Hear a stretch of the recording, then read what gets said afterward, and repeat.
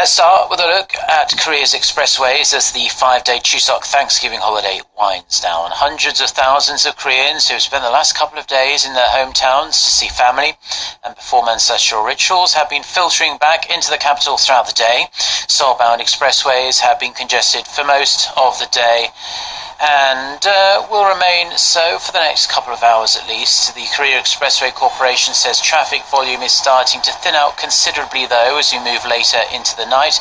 Setting off from the southern city of Busan, as you can see, it will take you around 4 hours and a half to get back to Seoul. From Gwangju in the southwest, expect to be in the car for 3 hours or so. From Gangneung on the east coast, it will take you 2 hours and 20 minutes. Expressways in and out of the Korean capital are projected to be running pretty much as normal on Sunday.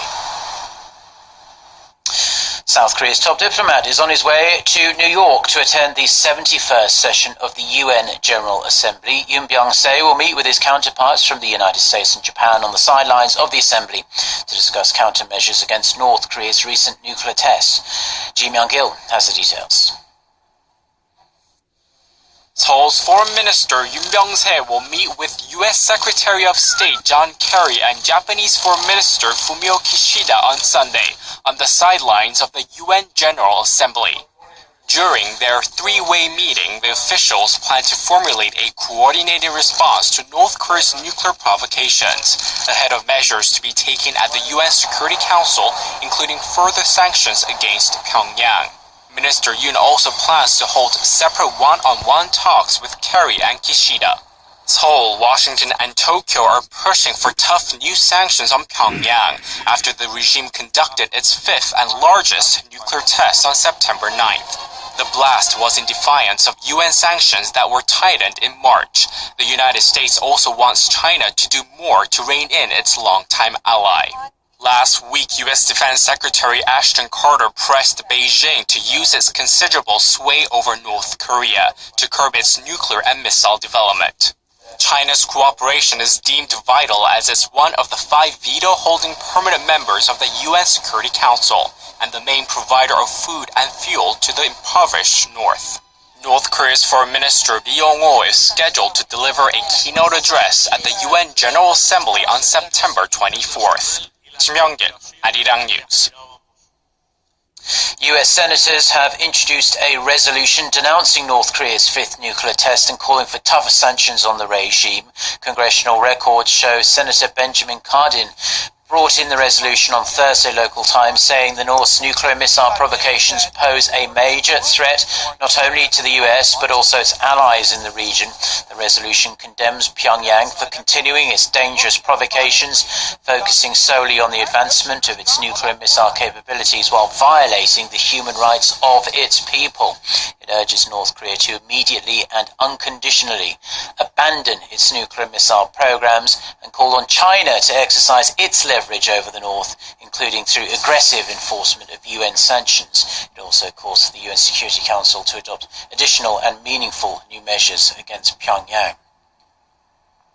South Korea's cash-strapped Hanjin Shipping has been unloading freight in Spain and the United States, clearing the way for more of its ships to dock and get a frozen supply chain moving again. 2 vessels, the Hanjin Spain and Hanjin Greece, have now finished unloading their cargo at ports in Valencia and in Oakland, California. Next week, at least 3 more Hanjin ships are expected to follow suit at other ports around the world. Currently, 34 Hanjin vessels are waiting to have their freight unloaded. Ports have refused to let the ships dock for fear their services would not be paid. Hanjin Shipping filed for receivership late last month in a Korean court and must submit a rehabilitation plan in December. New figures show South Korea remains one of the most dangerous places in the developed world to drive or be a pedestrian.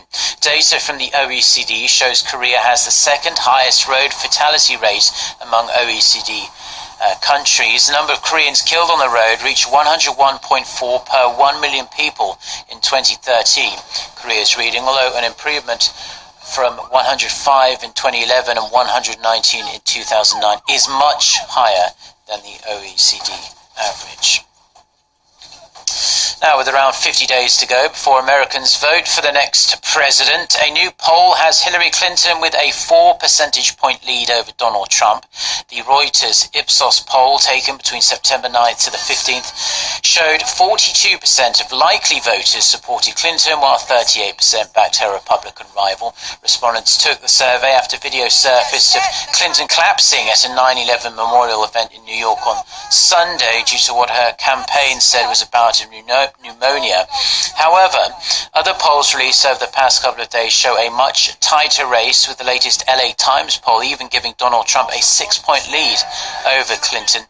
Trump has also closed the gap or even pulled into the lead in the key battleground states of Ohio, Florida, Nevada, and Pennsylvania. Thailand has confirmed almost 280 cases of Zika since the turn of the year, prompting concerns the rise in numbers could deal a heavy blow to the nation's tourism industry. In the latest bid to contain the outbreak, authorities in Thailand say they will criminally charge homeowners who fail to remove mosquito breeding grounds on their property. The government is reviving an old law allowing officials to order the removal of ponds or any areas with still water found to foster mosquitoes, which can, of course, transmit the Zika virus. Anyone failing to clean up or remove ponds can face 1 month behind bars and a fine of up to $140. Now, with the promise that future technology will be helpful and handy, many people have been eagerly waiting a time when artificial intelligence will become more of a part of our daily lives. But with rising concerns, AI could end up replacing humans in the workforce and perhaps even altogether. 5 of the world's tech giants are working on establishing a standard of ethics around the creation of AI. Kim Hye-sung has a story. The world's 5 leading tech giants are trying to create a standard of ethics around artificial intelligence. According to the New York Times, researchers from Google's parent company Alphabet, Amazon, Facebook, IBM, and Microsoft have been meeting to discuss issues like the impact of AI on jobs, transportation, and even warfare. These discussions are taking place after the field of AI has made rapid progress in a range of areas, from driverless cars and voice recognition to robots and weapon systems that could pose a threat to people's jobs and even their very existence. The specifics of what the 5 companies will decide or do are not yet known, but according to the New York Times, they have shared a memorandum and plan to announce a new organization, a so-called AI industry group, in 2 weeks. And their basic goal? To make sure that the focus of AI research is on benefiting people, not hurting them. One of the concerns among AI researchers has been the government making AI regulations. The general manager for IBM's Watson Artificial Intelligence Division, David Canny, said in an interview with the New York Times that there is a role for government and we respect that. The challenge is a lot of times policies lag the technologies.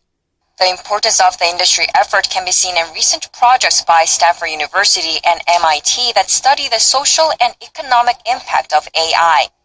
As artificial intelligence technology advances rapidly, academics and industry researchers are moving fast to link the technological progress closer to socio-economic policy issues. Kim Hye-sung, Arirang News.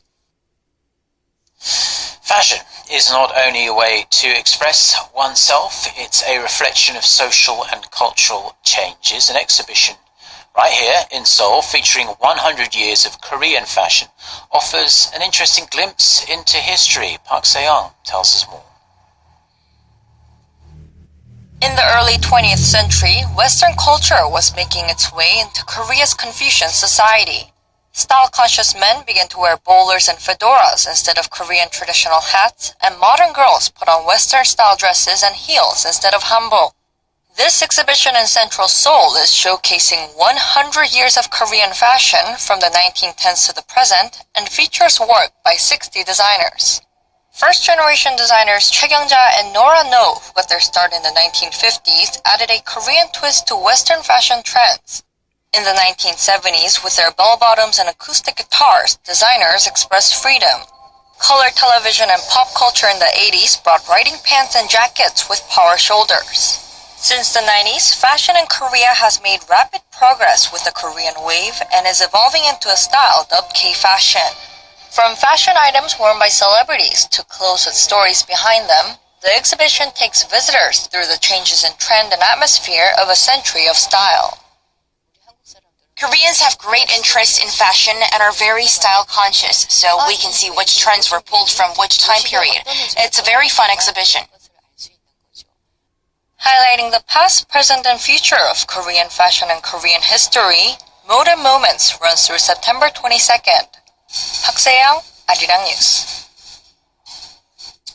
Now let's wrap up our news bulletin with a brief look at the weekend weather. Most of the central region is under partly cloudy skies tonight. It's going to be a fairly mild night though, with the low dipping to 17 degrees Celsius in Seoul. Sunday will be cloudy and we'll see rain in some places as well, especially down south. Highs will range in the mid to high 20s. With that, let's take a look at the weather in Korea and around the world.